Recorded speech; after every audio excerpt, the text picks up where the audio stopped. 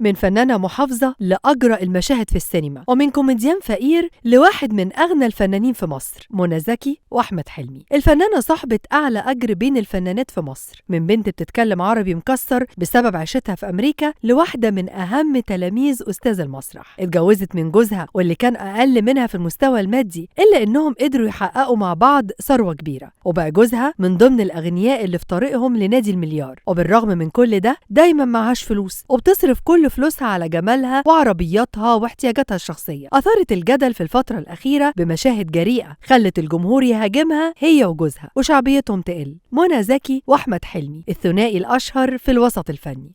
بالرغم من انهم كانوا بيعانوا في بداية حياتهم من مشاكل مادية كتير، واحمد حلمي كانت حالته المادية على قده، لكنه كان شخص مسؤول وكان بيشتغل وهو في الجامعة، ومر بظروف صعبة جدا لدرجة انه كان بيعدي عليه ايام ما كانش بيبقى لاقي جنيه يصرف منه، وكان